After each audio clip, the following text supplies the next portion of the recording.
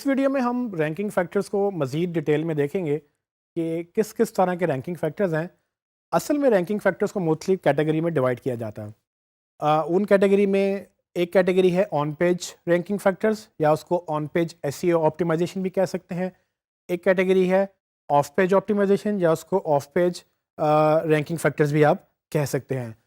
On page ranking factors वो factors होते हैं जिसमें आपकी वेबसाइट के ऊपर जो जो आपने इंफॉर्मेशन क्रिएट की है, जो जो इंफॉर्मेशन आप कंट्रोल कर सकते हैं, वो उस पे कुछ भी करने को ऑन पेज फैक्टर्स में कहलाता है। सो फॉर एग्जांपल आपने वेबसाइट बनाई, आप उसका टाइटल आप लिखेंगे तो वो ऑन पेज फैक्टर है। आप उसका कंटेंट लिखेंगे, आप उस कंटेंट में इमेज डालेंगे, आप उस कंटेंट को ऑप्टिमाइज करेंगे, उसकी लैंग्वेज ठीक करेंगे, उसका लेआउट ठीक करेंगे।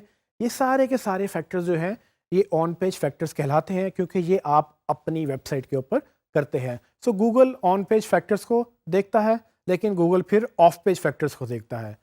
ऑफ पेज का मतलब ये है कि वो फैक्टर्स जो ऑफ द पेज हैं। ऑफ द पेज मतलब जो आपके पेज पर नहीं है।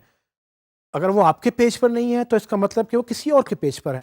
सो ऑफ पेज में बेसिकली हम इसको अगर अंडरस्टैंड करें तो ये नॉर्मली लिंक बिल्डिंग भी कहलाती है।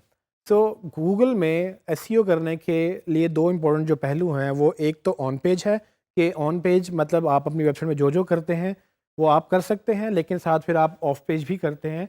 वो पहलू जो आप अपनी वेबसाइट पे नहीं करते बल्कि वो किसी की वेबसाइट में करते हैं, और किसी की वेबसाइट में करने से मुराद यही है कि वो आप वहाँ से लिंक्स लेते हैं। और इस लिंक्स लेने को लिंक बिल्डिंग भी कहा जाता है, और आम तौर पर ये समझा जाता है, इसकी कोई रेफरेंस ख़ास नहीं है, लेकिन नॉर्मली ये माना जाता है कि ऑन पेज ऑप्टिमाइजेशन का तकरीबन एसईओ के अंदर 30% रोल है, जबकि ऑफ पेज ऑप्टिमाइजेशन का इसमें 70% रोल है। इसकी कोई गारंटी नहीं है, लेकिन अगर इम्पोर्टेंस वाइज देखा जाए तो ऑन पेज ऑप्टिमाइजेशन जो है वो एक दफ़ा हो जाती है। फॉर एग्जांपल आपने एक दफ़ा पेज बनाया, उस पेज को आपने टाइटल भी लिख लिया, उसके ऊपर हेडिंग्स भी दे दी, उसका कंटेंट भी लिख लिया। जब सब कुछ कर लिया, वो एक दफ़ा लिखा गया, उसके बाद आप उसको छोड़ देते हैं। लेकिन अब आपने इसको प्रमोट करना है तो आप क्या करेंगे? आप हर रोज़, हर महीने, हर हफ्ते आप इसको दूसरी वेबसाइट्स पे जाकर जहाँ पर लोग बात कर रहे हैं कि भाई हमें ये इन्फॉर्मेशन चाहिए, आप वहाँ पर अपना लिंक देते हैं कि भाई ये आपको इन्फॉर्मेशन चाहिए, ये मैंने इन्फॉर्मेशन लिखी हुई है, आप यहाँ से कनेक्ट कर सकते हैं। तो इसको बोलते हैं लिंक बिल्डिंग या ऑफ पेज ऑप्टिमाइजेशन, जिसमें आप एक्चुअली अपनी कंटेंट को कोशिश करते हैं कि कहीं से लिंक करें, और वो लिंक एथिकल होना चाहिए। उसमें ये है कि अगर कोई इन्फॉर्मेशन मांग रहा है तो आप उसको लिंक दे दें, वो क्लिक करेगा, आपकी वेबसाइट पे आएगा, ट्रैफिक भी आएगी। लेकिन जब गूगल उस वेबसाइट को क्रॉल करेगा तो वो आपकी वेबसाइट पे भी आएगा। जैसे कि हमने बिहेवियर स्टडी किया कि गूगल कैसे वेबसाइट टू वेबसाइट या लिंक टू लिंक क्रॉल करता है इंफॉर्मेशन को। इन दो कैटेगरीज के अलावा एक तीसरी कैटेगरी जो बड़ी तेज़ी से आम हो रही है एसईओ के अंदर, वो टेक्निकल एसईओ के नाम से कहलाई जाती है।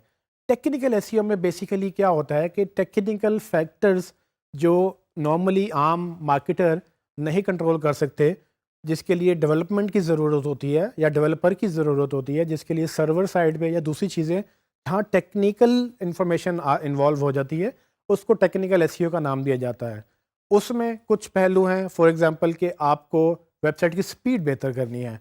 तो ये टेक्निकल मैटर है। आप जितना मर्ज़ी अच्छा कंटेंट लिख लें, अगर आपकी वेबसाइट लोड ही नहीं हो रही, अगर उसका सर्वर किसी दूसरे मुल्क में है, अगर उसकी आईपी किसी दूसरे मुल्क में है, अगर उसके ऊपर एसएसएल सर्टिफिकेट नहीं लगा हुआ, ये सारी चीज़ें टेक्निकल बुनियादों पे हैंडल की जाती हैं। और नॉर्मली एसईओ में बहुत सारी चीज़ें डेवलपर के ऊपर भी डिपेंड कर रही होती हैं।